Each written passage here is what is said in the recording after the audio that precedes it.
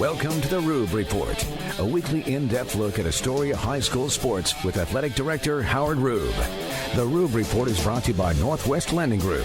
It's time to hit the ground running. Here's your host, Coach Howard Rube. Good afternoon and welcome to the Rube Report. This is Howard Rube, Athletic Director and Head Football Coach of your Astoria High Fighting Fishermen. Very excited to be with you on this Thursday afternoon. We are talking all Astoria High athletics as our fall season is wrapped up. I'll be joined by Mr. Dane Gouge, owner-operator of Astoria Ford and the voice of the fishermen, as well as the producer of our show, Sean O'Connor. Please stay with us.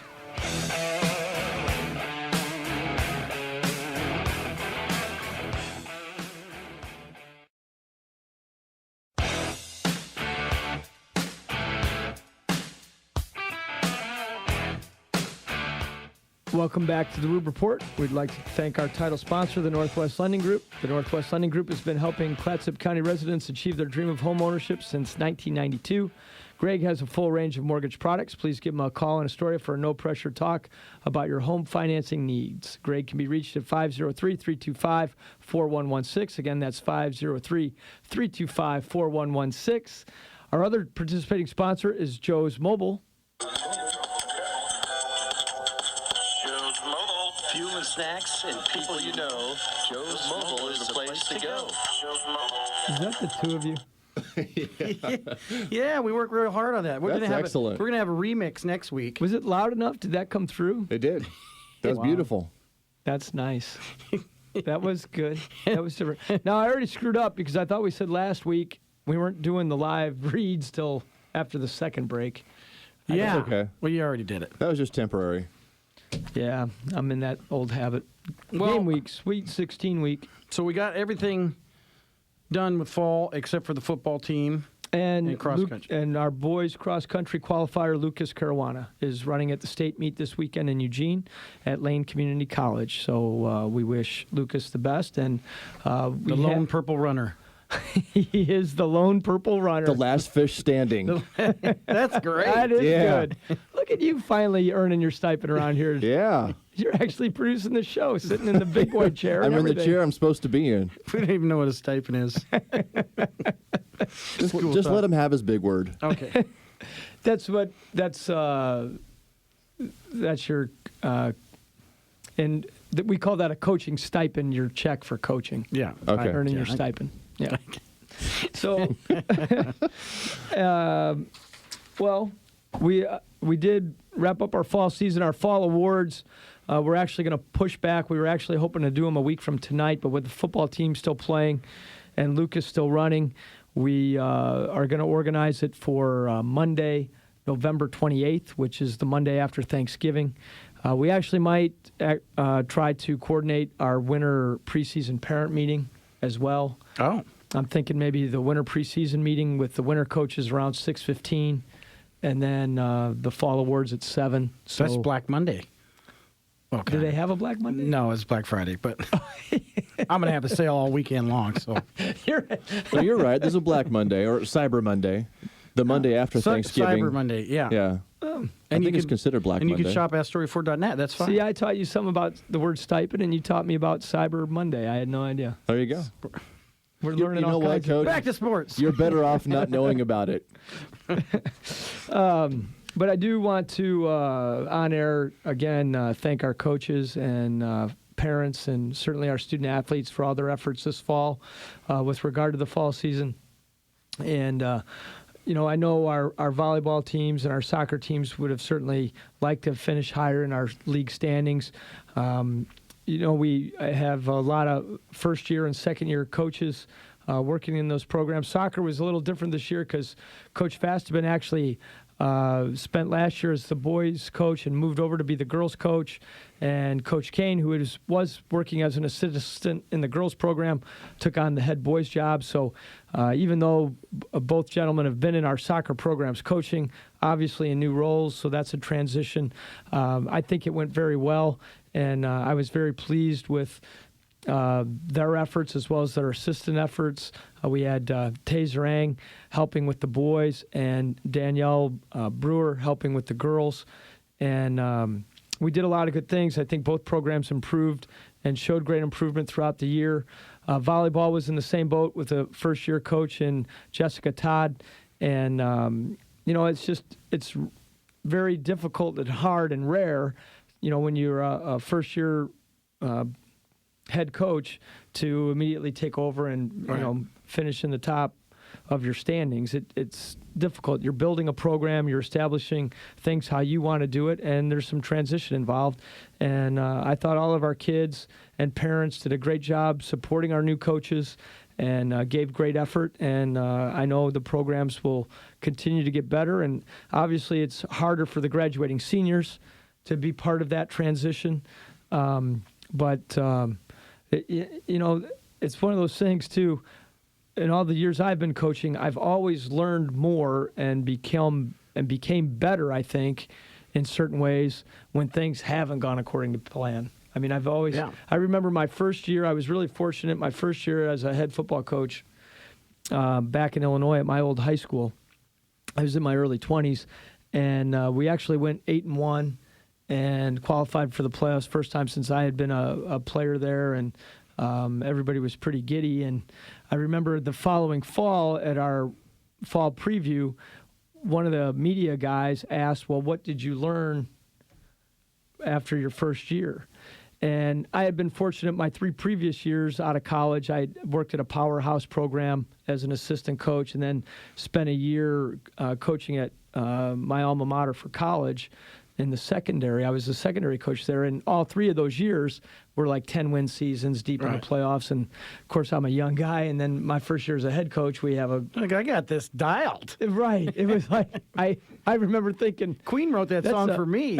I am the champion. Yeah, about it. And I had no answer for him. I thought I just could say, that's a really good question. And I was blank. I mean, what did I learn? I was like, I didn't learn anything. this is what we do. We go out. You just win, baby. You learn that you like to win. It was winning's fun. Yeah, it was, and then that year, my second year, we went 4-5, and man, I had learned a lot. Yeah, I had that answer covered next fall. So I just, again, I know for our fall teams that didn't do as well as they would have liked, I think a lot of valuable lessons have obviously been learned, and good things are going to come for those kids in the future. Sometimes it's hard because you just don't know when you're going to see the reward for your effort, but it's coming. Definitely. Yeah. So we're going to go to break right now, and then when we come back, we'll talk a little bit more about the football team's game at Scappoose 2 weeks ago, as well as the preview of tomorrow night's Sweet 16 game with the Gladstone Gladiators.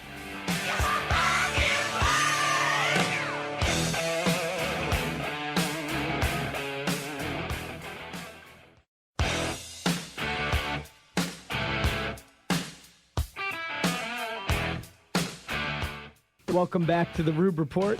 Again, we want to thank the Northwest Lending Group and Joe's Mobile, as well as our other sponsors, P&L Johnson, Van Dusen Beverages, the Ohana Media Group, Astoria Ford, Pacific Power, PNC Construction, and Clatsip Distributing.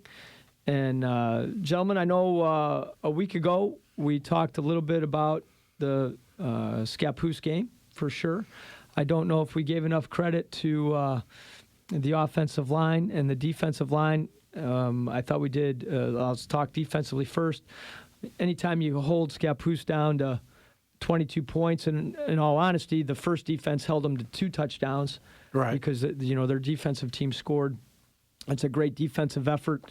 Obviously, playing better defense is going to be key this time around. When we see Gladstone, we saw them in week 2. We gave up 42 points. Again, they won the special teams. They won field position that night, and they were able to get a couple of key turnovers, and that game was a battle to the end. We actually were up 35-14 at the half. We fumbled the opening kickoff to start the second half. They got a quick score, and then it was game on from there, and we were fortunate to come away with a 49-42 win. Similar to the Scappoose game, they had tied it up late at 42, and then we went on a late drive to put it away, scoring inside the last minute and a half, and then held on for the victory. So we felt fortunate to get that win. We gave up a lot of rushing yards that first time around. that was it was like air attack versus the run attack. Gladstone with the run, they had over 300 yards on the ground, and us in the air. Yeah, we had almost 400 yards passing, 6 passing touchdowns. I think, as I recall, Fritz at Q was 27 of 32 for 6 touchdowns and 393 yards. Wow. We calculated his NFL quarterback rating with those numbers, and it was the max. Off the charts. Yeah. Perfect. Yeah, it was, like 141 point right. something. 8. Exactly. Whatever the perfect number is, it was it. And, we needed all of it by the end, unfortunately. Right. You'd like to be able to, hold them down a little bit better than the 42 that we gave up. If you look at their scores, they did score a lot of points after their first after their first game. They turned the ball over 6 times, put it on the ground 9 times in their opener against Banks. We knew we would not necessarily be that fortunate with them being careless with the ball. We still were able to force some fumbles that night, and even though we had a couple of special teams turnovers, we did still win the turnover battle, and obviously this time of year, that is so critical. I think I would be shocked with all the 4A games played this weekend in the opening round. There are a lot of even matchups, and the reality of it is, as simple as it sounds, the team that wins the turnover battle is most likely going to win this weekend, and that's certainly the case in our game as well.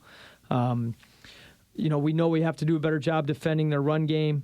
Their starting quarterback, and I'm sorry, Dane, his name's escaping me. Number 19, good kid. One of their few seniors. They play a lot of cheat juniors. sheet, Dane. Logan Salterius. Yeah, Logan. He did get dinged up in the Valley Catholic playing game a little bit last week, so he might be limited. Too. He's a real 6'3", big kid. 200. And he's another running threat in that offense. They hammer you with traditional wing tee, buck sweep type of stuff, inside trap, a little fullback ISO, and then all of a sudden they run some misdirection and have him run an option to the edge, which creates another problem. So, they had 2 running backs, Alvarado Damian, and the one that was really getting the points was 46, Carl Quinn. We were calling his name all night long. Carl is a real solid back. He actually, in their league championship 2 weeks ago, he had a 99-yard run for a touchdown that got him going again and got him back in that game. And he's not a small kid. Wow. No. He's 6'2", 220. Yeah, and he's got like 0 body fat. He is a load. And certainly he'll be a handful again like he was the first time. It's going to take great discipline. The scheme is the scheme. It's interesting when you go up against a wing T team or a double wing team where they're pulling a lot of linemen and using a lot of misdirection. It's not like how you align pre-snap is the most important thing. It's really about just being fundamentally sound. Being able to take on blocks if it's a down block, being able to fight the pressure and fight through. If you have a guy pulling, being able to get in his hip and close the window and not, as we like to say, go over the cliff, which means go too deep into the backfield where you're allowing backs to run up underneath you. So it's going to take great discipline. I think at times, like I said, the first half, in week 2, we were up 35-14, and we did do some decent things. But I think it just kind of got away from us at the halftime when you fumble that kickoff. Yeah, again, and they get it back and score. Otherwise, it would have been walking away with it. We had an opportunity to start the second half with the ball, and if we go down and get points again, I think the second half becomes a lot easier than it became. Right. But they've scored some points. Yes, they have. Well, even 49-42 with us, 56 points on Woodburn, 41-35 versus Malala, 56-6 at Madras, 70-12 at Crook County. Whoa. They can wrestle. They can wrestle at Crook County. Football is not as... And 54-21 at Valley Catholic. So. Well, and that last score will certainly grab your attention because we know Valley Catholic was a real solid club. We were tied with them 14-14 at the half. And for them to pull away and really just dominate Valley last weekend says a lot about where they're at and how they've improved since early September. So we certainly know we have our hands full. I think we've had a good week of preparation so far. Obviously, today's practice, finishing things up will be critical. But then we have parent-teacher conferences this week. So That's allowed the guys to get a little extra film time and Yeah, you got a and little have early some extra today. prep. So yeah. And you missed the storm, so you'd be out there right now. We're going to practice at. We've been practicing at 1:30 the last couple days with school being out. So this is a little bit different routine, which makes me a little bit nervous. But I think it's been good that the kids have had a good couple days of prep. And I mean, we feel good going into it, as good as you can be against a team that you have to find a way to keep down. And I know our guys are going to play with a lot of heart, and I'm counting on them to play with a lot of discipline, which we've shown throughout the year. And again, I don't know that you can say enough about the moxie we showed winning that league title 2 weeks ago in Scappoose, where not a lot of teams have won a lot of games in the last 20 years at Scappoose. Right. In fact, to be down that late in the game and be able to drive it down, that's... Well, and then, all of it, the 2-day trip. Yeah, there's a lot. The fact that, if you aren't aware and just listen to the show for the first time in a while, we had the power outage on Friday, so we had to get on the bus and go home and then come back Saturday and start over, not totally over again, but start from where we left off in the first quarter. And to do all that and to battle through that and then still battle through at the end, again, I like the word moxie, showed a lot of moxie. I think last week I called it resiliency. But, I think our guys are going to show that again tomorrow night. They're going to have to. It's a great challenge, and Gladstone is geared up. They're bringing their pep band. They're bringing a rooter bus. They will be at CMH in full force. We encourage any of you that were thinking about going to the game, please come to the game. Yeah, the gates definitely. will open tomorrow at 5:30. Ticket pricing for the first couple rounds of the postseason are the same as regular season. It's $6 for an adult, $4 for high school age and younger. So we appreciate any and all support that we can get tomorrow night. It should be a good game, and I know our guys will bring a great effort. And if there's no way you can make it, you can always go to Astoria4.com or .net and watch the game. And I actually finally got online and tried that out for the first time to catch the end of the Scappoose game, because my mom, when I was talking to my mom over the weekend, she was like, well, I saw the catch and I saw the dive in the end zone, and then I just saw a lot of feet because the cameraman was pretty excited. That's funny. So, no, it was good. And it is great that you guys are able to do that. And what's interesting, and Dane, I was going to ask you this off the air, but we have a couple minutes, so I'll ask on the air. Were we able to get all the broadcast rights handled with OSAA? Yeah, it shouldn't be a problem. So, and just so people know, it's interesting, OSAA owns the broadcast rights to all these postseason games, and we actually have to pay a fee to broadcast our own game, which we're not real thrilled about, but we're working through that. And don't turn this political. No, We've had enough political stuff on now. Yeah, well, I can't. I'm like, that's baloney. And be quiet, Gouge. Let me negotiate this. You're Dane. negotiating this, and Dane's ready to start cussing guys. yeah, Why am I paying for this? you telling him to get lost is not helping our cause. Yeah. Beep beep beep beep.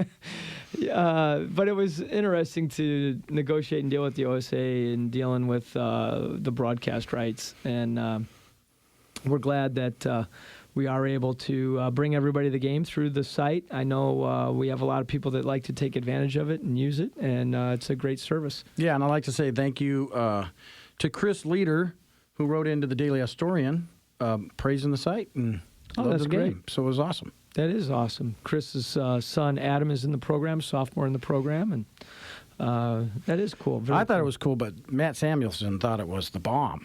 So Which the letter? because they're talking about the broadcast and stuff. So I thought that was great. That is great. Read your press clippings.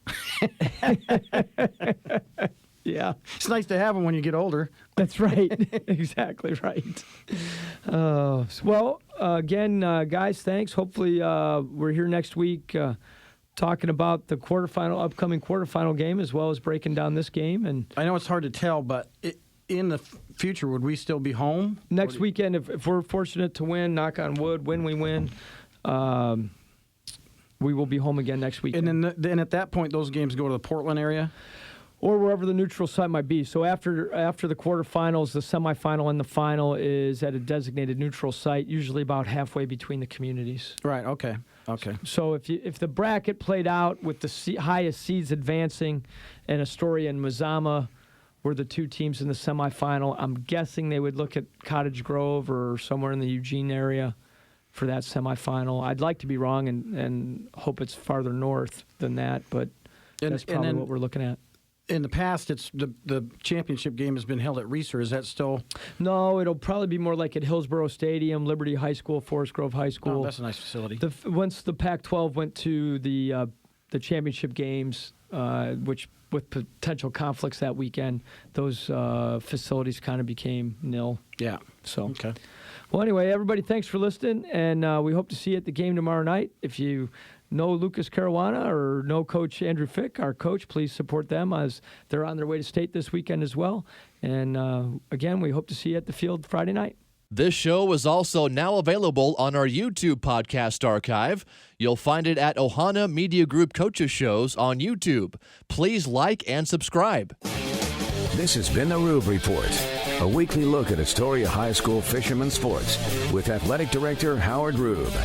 The Rube Report is brought to you by Northwest Lending Group. Tune in next Thursday at 12:30 p.m. for the latest Astoria High School sports headlines on Cast 1370. News and talk for the coast.